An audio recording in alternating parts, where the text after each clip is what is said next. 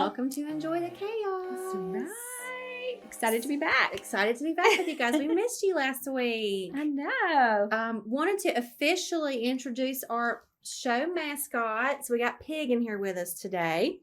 And if you've listened since the very first episode, you heard Pig trying to get in the room. And it really had nothing to do with her wanting to be in here with us. But we had just had some tacos for lunch prior to closing the door and recording our very first episode. And Pig loves tacos. So do I. So that was the sense of urgency that you heard in the background. That's right. For her trying to get under the door. And then I think she's had a little snore or a little snort here and there throughout the episode. So we just wanted to take a second and bring up little Pig. That's right. AKA Pigoletta, AKA right. Piglet. So she hangs out with us here in the studio sometimes. I love so you her. may hear her in the background. We love Pig. And then today we have a cocktail that we're going to be trying. It is Two Chicks. Yes. Our flavor today is tequila grapefruit, so a sparkling Paloma. Yes. It was a very hard choice to pick because they had so many flavors. Yes, they did. Strawberry lemon basil, cranberry lime, ginger orange. There's a classic margarita. So today we're going to be trying out the sparkling Paloma. Which is great. And this is a woman-owned business. Yes. So it's a woman-owned business, and it is from Florida. Ooh, and there's the sound. There's that sound. There's the sound. Cheers. All right. Mm. OB approves. OB approves. Yes. OB, yes. It is good. Mm-hmm. But we'll rate that later. Yes. Yes. On in the show. But yeah, so we did just want to bring up, Sarah and I, wanted to bring up that we were actually going to have a guest. Mm-hmm. This episode, we were so excited to have her on. She's special to us. Mm-hmm. And, you know, it's just funny that our show is Enjoy the Chaos. Because that's literally what we're going to do is enjoy the chaos. Chaos has ensued. Chaos has ensued. We, unfortunately, won't have to get to have her due to some unfortunate circumstances. Right. But we will still have her, though. Yes, so she will week. come back and she will be with us. Yes. Very soon. Yes. So, yeah, I know we said it, but hey, this is Chaos. life. This is life. We are chaotic, and we're going to have to take a step back as we talk about. And we can pivot. We do that well. We pivot well. Anytime anybody says the word pivot, do you immediately go Friends? Yes. Ross, yes. 100%, the couch and the stairwell. Oh my God, yes, I love Friends. When we're sitting in meetings, and anytime anybody says pivot, I immediately in my head, pivot. Think about Ross from Friends. I love it. It's hard to maintain professionalism at that point. It's all gone out the window at that point. Which doesn't take a lot for me at that point. No. Or any of us. Yes. In our office. Agreed. Which does pivot. That's right. To our topic today. That's right. Which is why we took our leap. Yes, right? Into the careers that we have now. That's right. Our leap. That's right. We took our leap. That's right. So, April, tell us what you were doing in your past life. So, in my past life, I was part of a larger organization in the healthcare setting. And I was the director of the command center, which dealt with patient flow and then also staffing. Okay. And so had been staffing for some time. And I love that. Hence where we are in our real jobs today. Yes. But in thinking about this episode and really trying to understand and being able to be very transparent about why we both took the leap from a big organizations to where we are now. I think probably family is one of those things that we both kind of touch on and will speak on. But for me, I would say for me that when COVID came, right? So we had our first case in 2021, I'm sorry. In March, we had our first COVID case at our hospital.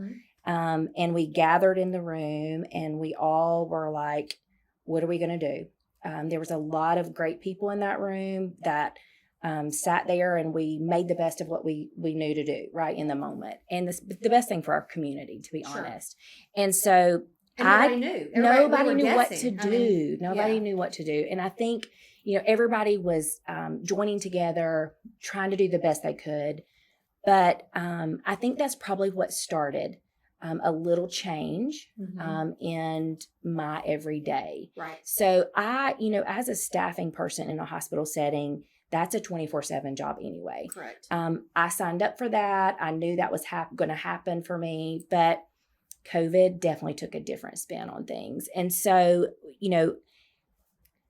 not to bore you with all this stuff, but truly, like it was, we probably, I would say, I think it was like 415 contract travelers that we brought in a very short amount of time. Right.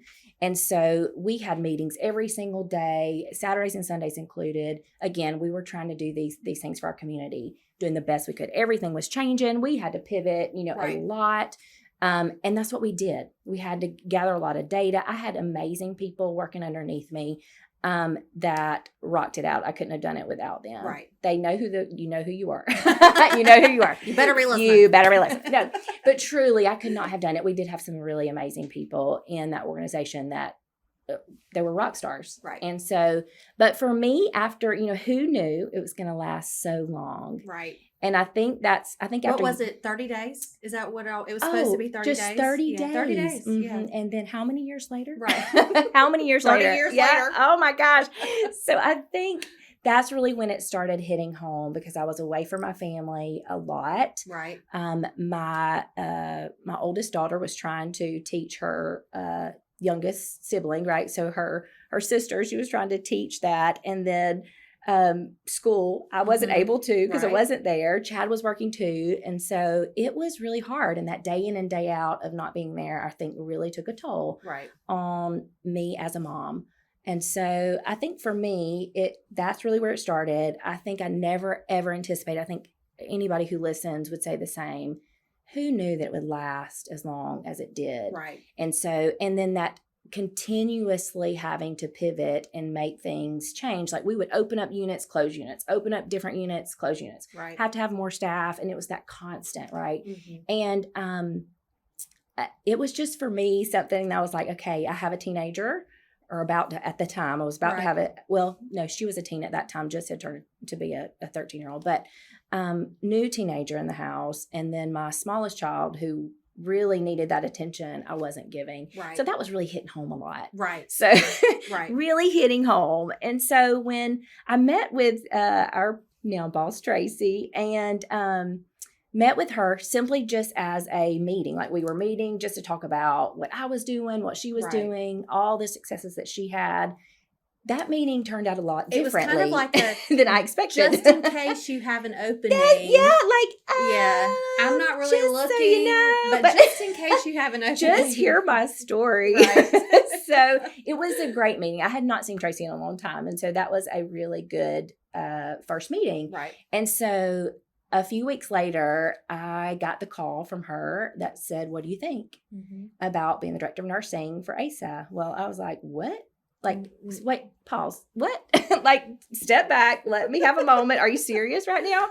So, I would say, I think I've told you this. I felt like I was going to retire from the organization that I had been in for 17 years. I was there for 17 years. And when that moment came and that I had an option that I had been given options before, but I had turned them down because, again, I thought that's where I needed to be. But for some reason, I thought, you know what, April, I've got to really take a step back and pray about this, with my family, have a conversation with them. My husband was like, oh my God, what are you doing? Like, are you sure you want to do this? Like there was all those questions that came up and I was like, something was telling me, yes, this is what I need to do. Really didn't know exactly where that would lead me, but I probably knew before a week, but a week later I called her and I was like, yeah, I'll do it. And then here I am, right? I gave my 40-day notice, supposed to give 30. I can't count. And so gave that notice. And that was back in, I think I gave the notice in August of 2021. Right. And came on board in October. God, that felt like a long time. Which has almost been a year. That felt like a long time. I know. Almost been a year, yes. I know. And then here we are. And, I'll say this. I don't think we'd been able to do what we are doing here with the podcast and all of our exciting things that might be coming up because if I was where I was. I don't know And what so else the in door the was universe open. would have brought us together. Yes, I mean, 100%. Yes. obviously, we would have seen each other in Target one day and like, oh my God, let's just be best friends. Duh, yes. I feel like I've known you forever. You're shopping in the dollar spot. I'm shopping in the dollar spot. This is meant to be 100%. So yeah, I think, I have one of my managers gave me this cross that sits in my, Mhm. you've seen, it sits in my office, and it says, remember why you took the leave. I think his wife wrote it, but, Yes. but very good handwriting. But still, that reminds me every single day of how the true meaning of why I took the leap, Right. which is family, and why I'm here and why we get to do what we do today. That's right. So yeah, so that's my little leap. So I actually Don't like you. put in my notice prior to the pandemic. That's right. Yes, which that's added right. a completely different layer. That's right. Because I think Tracy had contacted me about another organization that was looking for an HR professional. They were in a huge mess, and she was looking for somebody to come in and kind of help them build policies, like from the ground. Needed a strong person, and knew that my background was primarily in HR and healthcare, and this was another medical facility. So I told her I would go and talk to them, right? Because I had been having little nudges that I probably needed to do something else. That's right. But mine was from a standpoint, not that I was unhappy in my career. Yeah. I loved my organization. Yes. Loved the mission that we stood for. Yep. But I had been having that mom guilt. Yeah. Right. I have one. No, I was only going to have the one. Yeah. And I can remember sitting at a meeting one night and just bursting into tears because I realized it was the night before his birthday. And that I wasn't going to be there to put him to bed. Yeah. And from that point, that mom, just started to nudge. And I'm very blessed that my mom lives here. Yeah. She's able to be there, any school functions.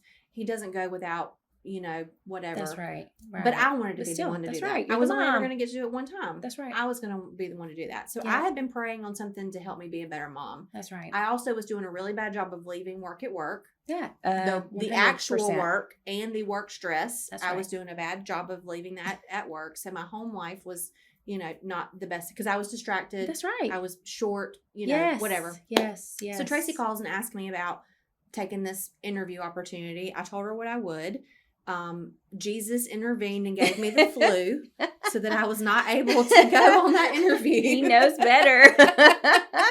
So after I had some time to think about it, I called her and was like, I'm not going to leave HR for HR. Yeah. Like I could have that job. Nobody was coming from my seat. Right. Nobody wants to do HR. I don't think anybody wants to do the job I have now, but yes, agreed. So but she was very understanding of that. Right. And she's like, okay, well, if not HR, what do you think about operations? I've started this company that you know of, and we've been in business for a year. We're ready to grow. I'm ready to add somebody to my leadership team. Come in and let's talk about it. And I just threw out this ridiculous stuff like, I want to be able to leave one day a week and pick up my child from school. Okay. Like, wait, what? Like, did you hear what I said? Did you hear the question? I really would prefer to not have to be here for any meetings at 7:00 at night. Right. And she was like, why would we be doing that? So, okay. Why? Well, what else can I think of? My husband, very similar to Chad. Yeah. What are you doing? Yeah. You're leaving this company that has been in business for 45 years. That's right. For one that has not even been in business 45 months. That's right. Somebody has to have a real job is what he tells me all the time. That's right. I've mentioned before he's a small business owner. So it's just him. Yeah. He's like, somebody has to have the real job. But he also knew where I was on the other side of that. That's right. So after we, talked about it, when I say talk about it, I accepted the position and then went home and told him that I accepted the position. Surprise! And I put in a 90-day notice. Which is a long notice. Notice. I don't think I was supposed to do 90 days. It may have been 60, but like you, I can't count. I got flustered and gave a 90-day notice. This is what I'm doing. But I really wanted to leave them in a good position. Absolutely, 100%. I wanted to find somebody better than me to come in and take my spot, that just was going to make the organization better. Mm-hmm. And then the pandemic hit.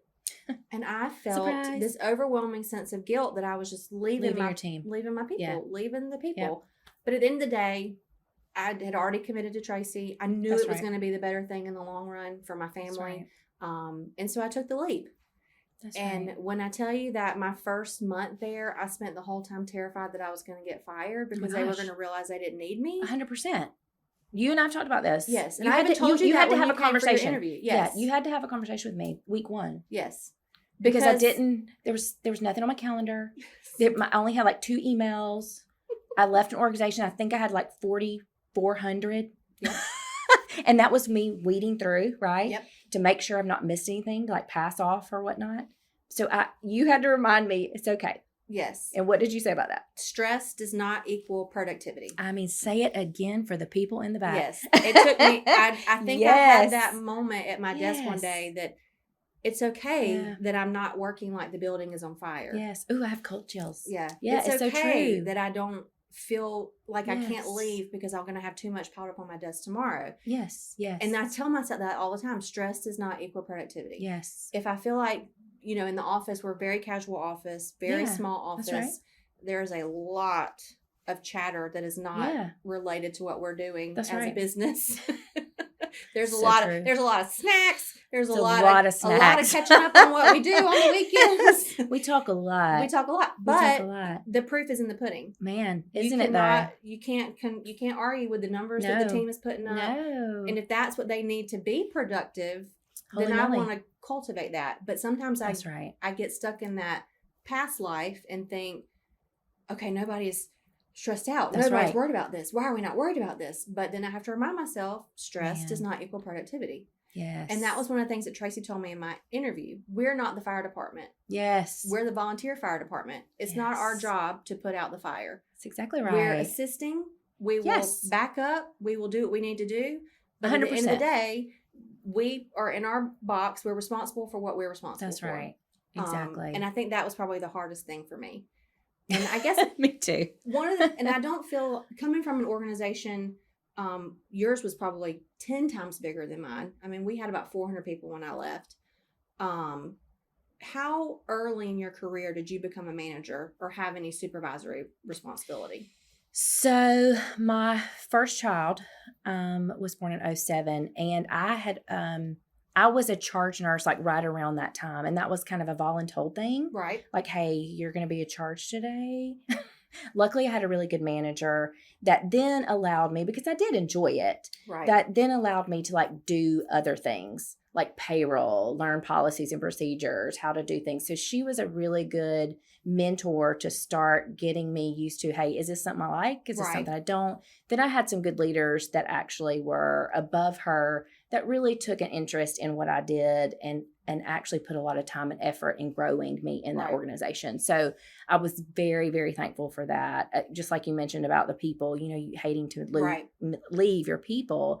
I think that was so much like me. I hated to leave the people, because even today, I miss the people, know, but at the end of the day, 100% where I'm needing to be. Well, and somebody told me when I was thinking about leaving and I was worried about that the people that you need to have relationships with beyond this, you will maintain those relationships. That is so true. And that's been 100% true. I mean, 2 years out, I have my core people that I needed those relationships and they have followed me. That's right. They weren't strictly limited to that. That's exactly right. I also became a young manager. Yes. I think for me, that made the decision easier to step back to a smaller organization because I had been there, done that. That's right. I had checked the box. I wasn't going to be the president. I had no interest in being the CEO. Now I do feel like that's where women need to be, is at the head of the table. 100%. But I knew where my ceiling was and I was happy there. Yes. So I think having been there, done that, it was easier to come to a smaller organization and now focus on this next chapter of my life. Yes. Do you feel like you had that same kind of experience? Yes. Yeah. It makes me think about, like I'm sitting here thinking about, we do a book club at the office and we're doing Pluck It. Beginner's Pluck. I'm sorry. Yes. Beginner's Pluck. We like to say Pluck It. Oh, yeah. But it's actually called Beginner's Pluck. It's Beginner's Pluck. But she's so good about talking about your purpose and building it. Not just knowing what your purpose is and how difficult it is to find what your purpose is. Right. But building it. start small, building it. And I think that's probably what we did back then. We had a little bit of curiosity. Yes. And here we are. And I think that was good because I felt like, you hear about, and she even references this in the book, like, you've always been passionate about that. Like, you were passionate about this when you were, on the playground chasing boys, or, going through puberty. This is what you were passionate about. That's right. And I guess younger in my career, I felt that pressure. Yes. To be passionate about something, find my charge or whatever. Yes. But now we're in an environment with a leader that cultivates us developing our passions. That's exactly right. Which has kind of led us to the podcast. That's exactly right. I told y'all this earlier today that somebody yesterday asked me why we started the podcast. Yes.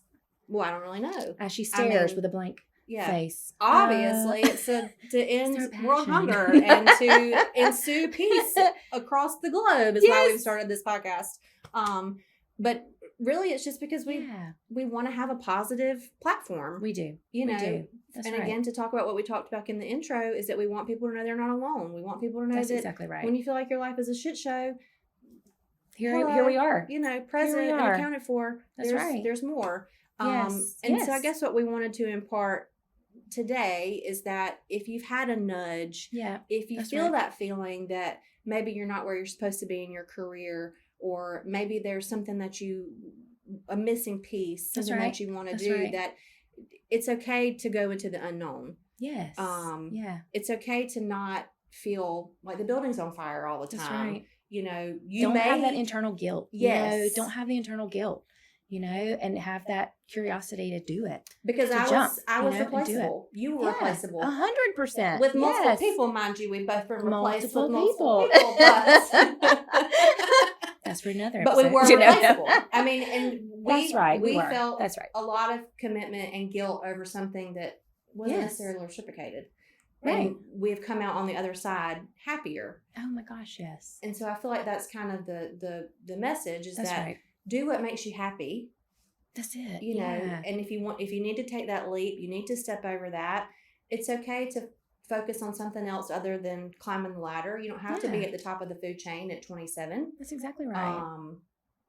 It's okay to get there at 32, 40. Absolutely. I'm still trying to figure out where I'm at in the food chain. That's right. That's exactly right. We're going to figure it out. We are. Figure it out. And if somebody's already figured it out, please tell us. Yes. Let us know. If you figured out the thing. That's so true. Okay. So what do you give this?